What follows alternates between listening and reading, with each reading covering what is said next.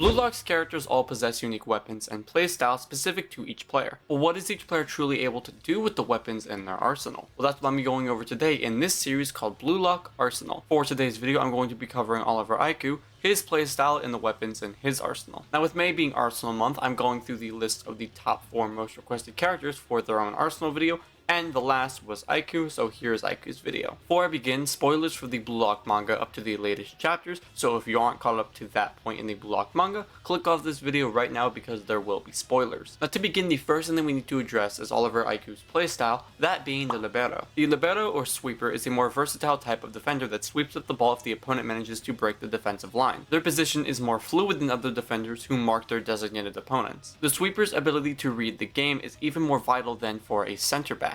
They are also usually confident on the ball and possess good passing and vision, as they are often responsible for starting plays from the back line. The key to the Japan's U20 defense is Aiku being more versatile than the other defenders and being able to sweep up the ball or shut down the opposing offense together with an ironclad defense. Aiku is already considered to be one of Japan's brightest talents, being the captain of the U20 team as well as already having an offer to play for an unspecified Italian professional club in the Series A. A testament to his professional technique is the fact he went from a respected center forward to a talented defender almost seamlessly. When looking at the original Japan U20 team, Aiku is easily its best player. But now that we've addressed Aiku's playstyle, let's take a look at some of his core weapons. Aiku's first core weapon is known as Dominant Physicality, first shown in chapter 113 of the manga. Aiku has an incredible physique, which enables him to perform high-level plays without issue. His strength was first demonstrated when he physically subdued Shido, a notoriously powerful player, without any kind of issue. His strength is also demonstrated in his jumping ability, being able to reach great heights to intercept the pass to Isagi from Bachira. In addition to this, Aiku moves across the pitch with incredible speed, being able to sweep up any loose balls and cover defensive holes left by the team,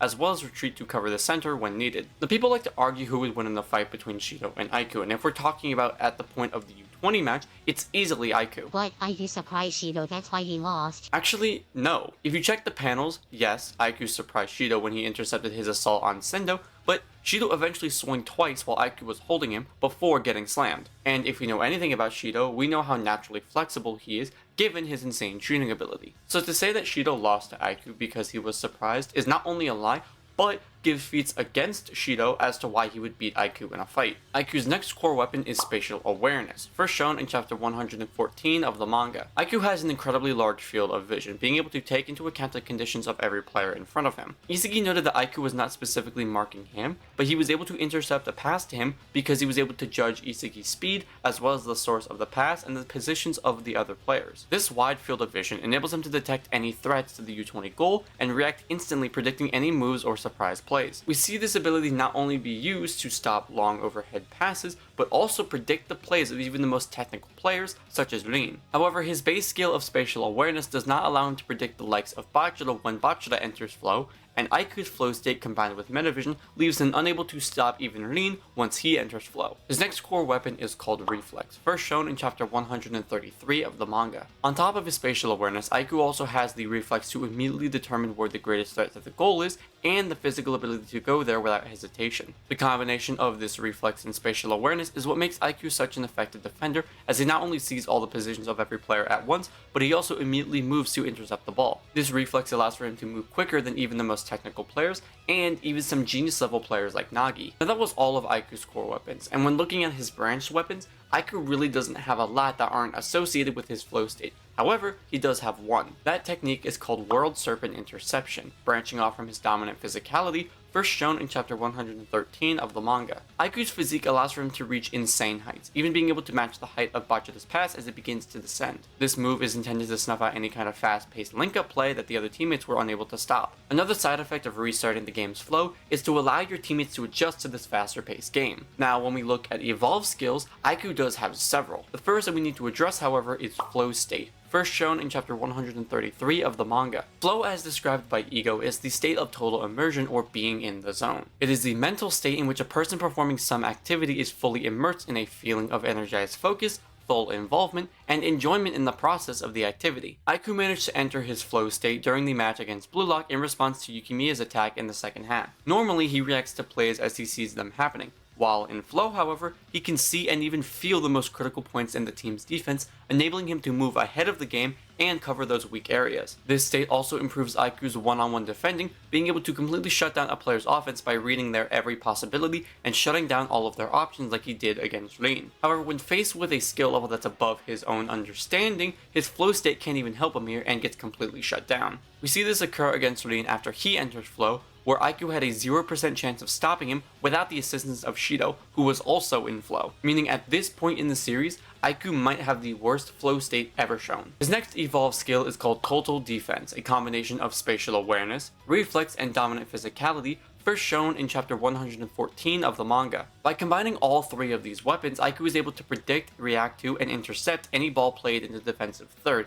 acting as a critical safeguard in the U20's defensive lineup. Now, there isn't much else to say on this technique, however we have seen Aiku use this technique when the other defenders get overwhelmed, as this limits his opponent's actions, resulting in a near 100% chance of stealing the ball. The next skill is called Guardian's Launch, a combination of dominant physicality and flow state, first shown in chapter 133 of the manga. Aiku's physical abilities increase drastically once he is in flow, allowing for him to launch even higher than previously possible, being able to jump higher than someone like Nagi, even after he had jumped first. This ability can also be used horizontally, as we see Aiku launch from one side of the net to the other in mere moments to intercept Yukimiya's adjusted gyro shot. His next evolved technique is called Incomplete Metavision, a combination of spatial awareness and flow state, first shown in chapter 134 of the manga. Now, metavision is a term used to describe a player's evolved vision that gives him an omnipotent perspective of the pitch. By using his eyes to constantly take in information from his central and peripheral vision, Aiku constantly collects data on every player that they make, and their positions on the field. Now, Aiku's metavision isn't like Isagi's, Kaiser's, or even Hiyori's, but is more like Niko's. Now, this is because both Niko and Aiku don't have a full grasp on this ability yet, which is what makes it incomplete. Now, will they probably come to understand this ability eventually? Yeah, they will. But will it be anytime soon? No, probably not. And his last evolved technique is called Final Wall Blockade, a combination of dominant physicality, metavision, and flow state, first shown in chapter 134 of the manga. Aiku, when in flow state, is faster and stronger than he traditionally is. He uses this immense speed and strength to ram his body between his opponent and the ball, effectively stuffing them and gaining possession. We see him do this against Rin in the U20 match, where he was able to easily analyze Rin's movements and steal the ball. With that, those were all of the weapons in Oliver Aiku's arsenal as of right now in the story, but let's take a look at some of his confirmed chemical reactions. The first is called Iron Wall Quartet, a chemical reaction between Aiku, Niue, Neru, and Darai, first shown in chapter 114 of the manga. Iron Wall Quartet is a chemical reaction centered around total defense within the U20 team. Utilizing a man-marking style, each U20 defender except for Aiku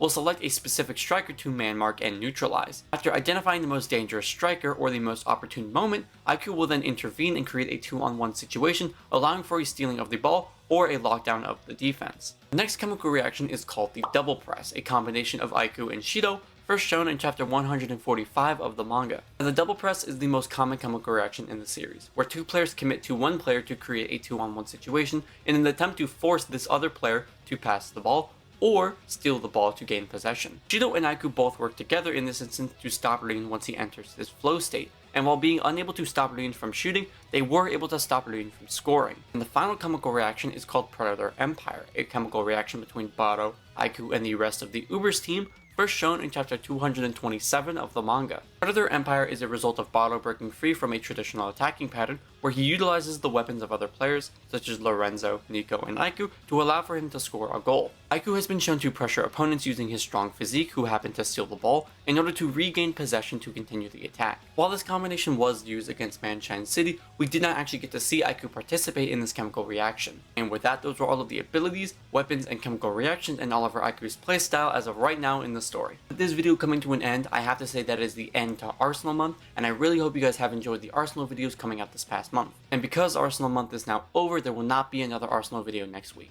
I don't exactly know what I'm going to be doing, so if you guys have an idea, leave it in the comment section below. You guys have been really pushing for another alternative stratum video, and I haven't done one in a while, so it might be time for me to break out a new one. For the question of the video, who has better metavision, Aiku or Niko? Leave me your thoughts down below in the comments. And like always, thank you all for watching, like and subscribe for more content just like this. Keep up with me now. Keep up.